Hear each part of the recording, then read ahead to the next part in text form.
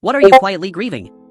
The version of my friend group that used to exist before everyone got married, moved away, or just got too tired to hang out.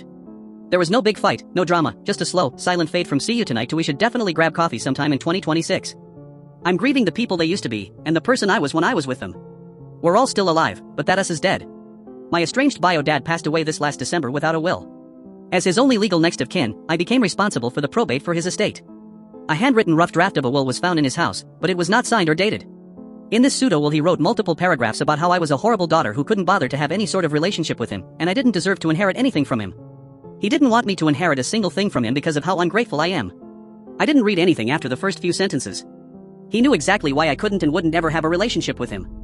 I remember exactly what he did to me when I was young. He had 2 large safes on his property but didn't leave codes, so I had to have a professional safe driller come out and open them for me. Inside one of the safes was a large yellow envelope, the kind you find in an office setting. Inside was the absolute most horrifying thing I've ever seen. The envelope was filled with around 100 photos of myself, with all of the negatives. I looked to be around the age of 3 or 4. They were all deeply pornographic, so disturbingly graphic I almost threw up. There I was at the age of 40, and for the first time in my life I held proof of exactly what he did to me when I was a small child. The proof I needed for the last 35 years, the proof I never thought I would ever have. There it was in my hands, and there was nothing I could do with it because the bastard died before I could get my hands on it. The only comfort I have is the fact that I now own every single thing of his because he was too stupid to leave a legal will. Still doesn't quite feel like justice, but it'll have to do. This is what I've been silently grieving. How fast the years started going after childhood ended. I grieve for the way the world is and the fact that I am continually disappointed in people and their actions. I am most content, and my head is most quiet when I am alone with my dogs and my thoughts only.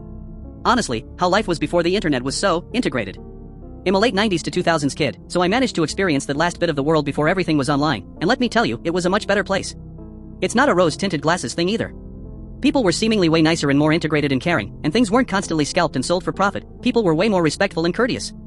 Places were still new and exciting to go to and discover. When you wanted info online you genuinely had to dig through forums and pages, which sounds like a chore but there was a novelty to it. Early online gaming was just magical. You weren't bombarded with ads and force-fed celeb/influencer lives, nor have doom and gloom shoved down your throat on a daily basis. You didn't know too much either. Which sounds odd, but there was a novelty in not knowing where everything was, or how much everyone earned, or what a person paid for something. Everything just had a luster. I never opened up IRL about my essay at the hands of a teacher when I was 8 to anyone. I didn't even know it was that till years later. When I found out he passed away already with no consequences, I felt like he got away with it. I have not moved on. Friendships that slowly faded without a real goodbye.